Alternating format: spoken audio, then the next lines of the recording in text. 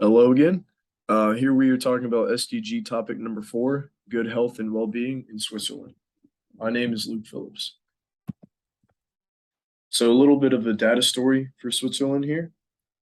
Um, per 100,000 live births, the projected number of women aged 15 to 49 who pass away from pregnancy-related causes either while pregnant or within the 42 days of delivery. This scored a 5 out of 7 on the scale, meaning that this is happening a lot. Um, and they are doing a lot to try to reduce that. And we'll move on to the solutions here towards the end of the presentation. The predicted number of new cases and relapses of I'm going to try to pronounce this right, tuberculosis per 100,000 individuals in a particular year, including included are all of the TB, including those involved HIV positive individuals. And then this was leveled at a 4.7 out of 10. The likelihood of dying between the ages of 30 and 70 from chronic respiratory diseases, cancer, diabetes, or cardiovascular diseases, calculated as the percentage of people in their 30s who would pass away before turning 70. Under the assumption that mortality rates are as they are now at every age and that no one would pass away from any other cause of death. This was rated at a 7.89 out of 14. Excuse me. So next we get on to the X-Mon chart.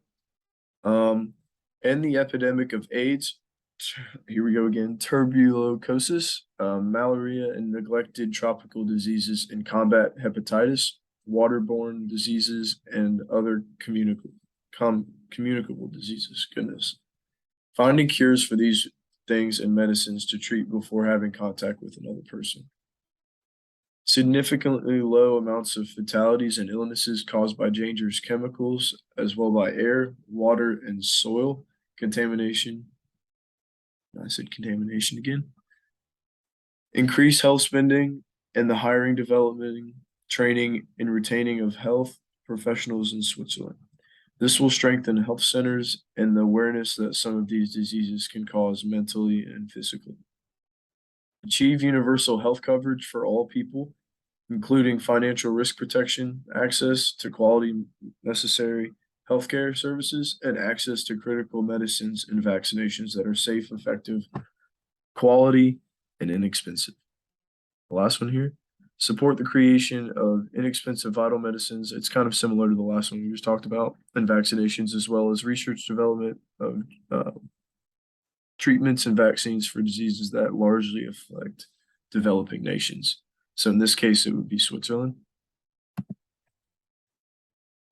And then we come on to the proposed solutions. The current system of healthcare will no longer exist. A profound challenge will occur from the healthcare to health. Even while we will never be able to entirely eradicate disease, science, data, and technology will allow us to detect it sooner, take a proactive measure, and comprehend its course, which will allow us to support customers more successfully and to actively maintain their well-being. The fundamental infrastructure that will serve as the framework for the future health ecosystem is data and platforms. They will produce the insight needed for making decisions. The tools and the data that support consumer-driven health will serve as the foundation for everything else. Wellness and care delivery.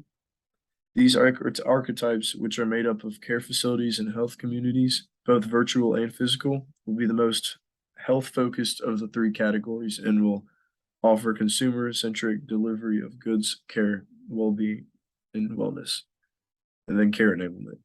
These archetypes will act as the regulators, financiers, and connectors that keep the sector's engine running smoothly. For the future of health to become a reality, all three elements must be operational and integrated. And these are something that I found on a website that talked about the way Switzerland was improving their means for good health and well-being. All right, thank you very much.